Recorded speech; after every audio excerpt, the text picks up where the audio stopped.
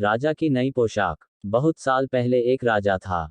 उसे नए कपड़ों का इतना शौक था कि वह अपना लगभग सारा धन कपड़ों पर ही खर्च करता था। उसे न अपने सिपाहियों की चिंता थी, न ही उसे नाटक देखने का शौक था। बस बाहर निकलकर अपने नए कपड़े दिखाना बहुत पसंद था। जैसे और राजाओं के बारे में कहा जाता है कि वे सभा में हैं, उसके बारे में ये कहा जाता था कि राजा अपने परिधान कक्ष में हैं। जिस शहर में वह रहता था, वहां हमेशा खुशियां ही छाई रहती। हर रोज बहुत से अजनबी उस शहर में आते। एक दिन दो अजनबी आए। राजा को बताया कि वे बुनकर हैं और वे कल्पना से भी अधिक पतला कपड़ा बुन सकते हैं। उनके कपड़ों के न केवल रंग और डिजाइन ही बेहद सुंदर होते हैं, बल्कि उन कपड़ों में ऐसी खास बात होती है कि यदि बेवकूफ या अपने पद के लिए अयोग्य अधिकारी देखता है तो उसे वे कपड़े दिखाई नहीं देते। जब राजा ने उन कपड़ों के बारे में सुना तो उसने सोचा, वे बहुत उत्तम कपड़े होंगे। यदि मैं उन्हें पहनूंगा तो जान जाऊंगा कि मेरे राज्य में कौन सा व्यक्ति अपने पद के लिए योग्य नहीं है। मैं मूर्ख और बुद्धिमान में अंतर कर सकूंगा। हाँ, तब तो वह कपड़ा सबसे पहले मेरे लिए ही बुना जाए। और उसने उन दो ठगों को बहुत सारे रुपए दे दिए जिससे वे अपना काम एकदम शुरू कर सकें। जहां तक ठगों की बात है, उन्होंने दो करघे लगाए और ऐसा दिखाने लगे जैसे कि वे उन पर काम कर रहे हों, लेकिन उनके करघों पर कुछ नहीं था। उन्होंने बारीक रेशम और शुद्ध सोने की मांग की, उसे अपनी जेबों में डाला और देर रात तक जागकर खाली करघों पर काम करते रहे। राजा ने जानना चाहा कि उनका काम कहां तक पहुंचा है। सारे शहर में लोग इस कपड़े के खास गुण के बारे में जान चुके थे और सभी प्रतीक्षा कर रहे थे कि कब वो दिन आएगा जब वे अपने पड़ोसियों के बारे में जान सकेंगे कि ये कितने बेवकूफ या धूर्त हैं। राजा ने सोचा, मैं अपने ईमानदार बड़े मंत्री को बुनकरों के पास भेजता हूँ। वह कपड़े के बारे में सही राय दे सकेगा क्योंकि उसे सही समझ है और अपने पद के लिए भी वह सबसे अधिक योग्य व्यक्ति है। बूढ़ा मंत्री वहां गया जहां दोनों ठग खाली करघों पर काम कर रहे थे। हे भगवान, रक्षा करना, मंत्री ने सोचा और अपनी आंखें फाड़ फाड़ कर सोचने लगा कि मैं तो कुछ भी नहीं देख पा रहा हूं। लेकिन उसने यह बात किसी से नहीं कही। दोनों ठगों ने उसे पास आने की प्रार्थना की और खाली करने की ओर इशारा करते हुए पूछा कि क्या उसे रंग और डिजाइन पसंद नहीं आ रहे हैं। और बेचारा बूढ़ा मंत्री अपनी आंखें फाड़ता रहा लेकिन उसे कुछ भी न दिखा, क्योंकि वहां कुछ देखने के लिए था ही नहीं। हे ईश्वर, उसने सोचा, क्या मैं इतना बेवकूफ हूं। मैंने ऐसा कभी नहीं सोचा था और इस बात का किसी को पता भी नहीं चलना चाहिए। क्या मैं अपने पद के लिए योग्य नहीं हूं? नहीं, मेरे लिए किसी को भी ये बताना कभी ठीक नहीं होगा कि मैं कपड़ा नहीं देख सकता। आप इसके बारे में कुछ कहना पसंद नहीं करेंगे? एक बुनकर ने पूछा। ओह, ये बहुत ही सुंदर है, एकदम मनमोहक। बूढ़े मंत्री ने अपने चश्मे से झांक कर कहा, कितनी बारीक डिजाइन है और उतने ही सुंदर रंग। मैं राजा से जाकर कहूंगा कि मैं इसे देखकर बहुत ही खुश हुआ। हमें बहुत खुशी हुई यह सुनकर, दोनों बुनकरों ने कहा और बारीकी से रंगों के नाम और अनोखे डिजाइनों के बारे में बताने लगे। बूढ़े मंत्री ने सारी बारीकियां ध्यान से सुनी जिससे कि राजा के आने पर वह उन्हें दोहरा सके। और उसने ऐसा ही किया।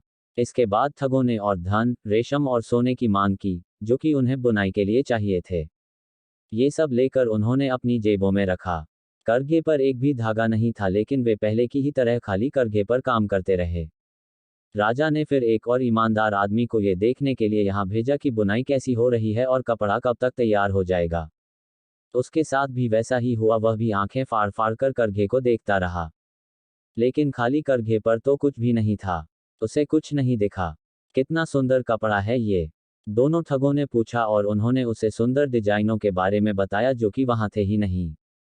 मैं बेवकूफ नहीं हूं, उस आदमी ने सोचा, तो क्या मैं अपने पद के योग्य नहीं हूं? ये तो बड़ी अजीब बात है, लेकिन मैं किसी को इसका पता नहीं चलने दूंगा। तब उसने उस न दिखने वाले कपड़े की सराहना की और सुंदर रंगों और डिजाइनों पर प्रसन्नता व्यक्त की। ये कपड़े बहुत ही मनमोहक है, उसने वापस जाकर राजा को बताया। शहर के सारे लोग धीरे धीरे उस मनमोहक कपड़े की बात करने लगे। कपड़ा अभी करघे पर ही था कि राजा को उसे देखने की इच्छा हुई। बाकी चुने हुए खास आदमियों के अलावा राजा अपने साथ उन दोनों ईमानदार दरबारियों को भी ले गया जो उस कपड़े को देख कर आए थे। दोनों ठग अपनी पूरी ताकत से बिना धागे के करघे पर बुनाई करते जा रहे थे। कितना अद्भुत है ये, दोनों बूढ़े राजा दरबारियों ने कहा, जो वहां पहले भी आ चुके थे। क्या महाराज रंग और डिजाइनों को देख रहे हैं? उन्होंने खाली करघे की ओर इशारा किया ताकि बाकी लोग भी उस कपड़े को देख सकें। यह क्या है? राजा ने सोचा, मुझे कुछ भी नहीं दिख रहा। ये तो गजब हो गया। क्या मैं बेवकूफ़ हूँ? क्या मैं राजा बनने लायक नहीं हूँ? मेरे लिए ये सबसे भयानक बात होगी।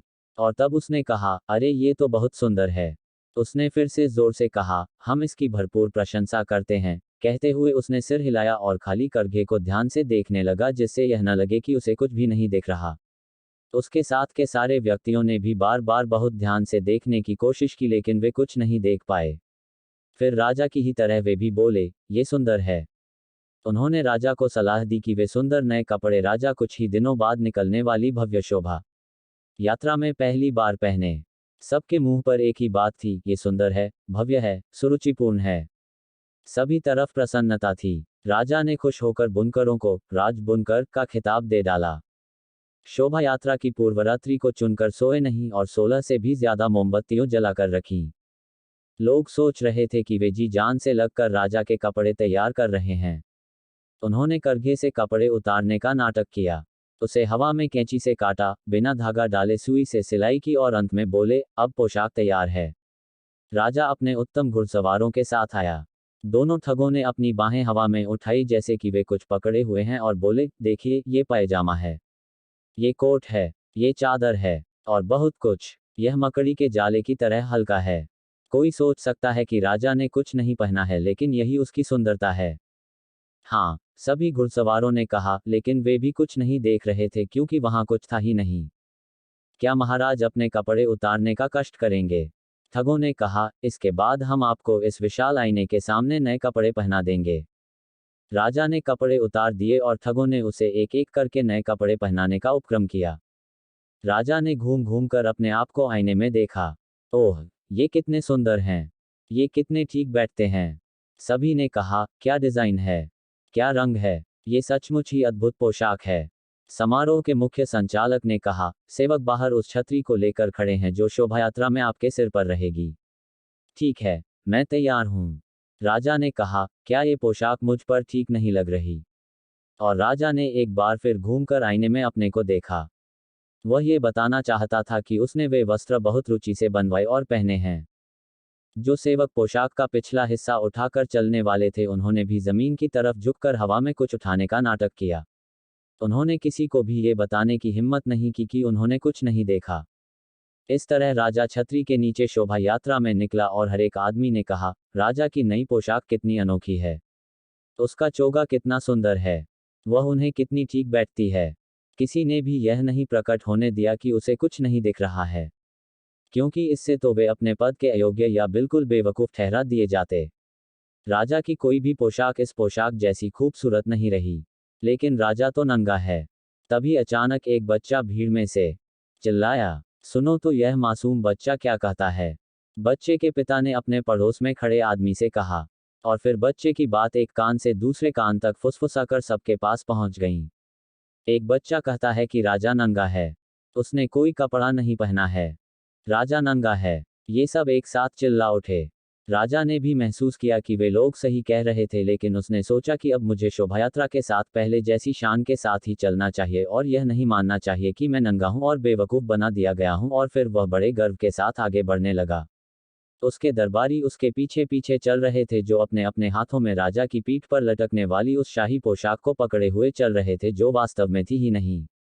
वे तो बेवकूफ बने हुए राजा के पीछे पीछे चल रहे थे। मेरी यह कहानी आपको कैसी लगी? नीचे कमेंट बॉक्स में अवश्य लिखें और सब्सक्राइब करना न भूलें। धन्यवाद। जय हिंद।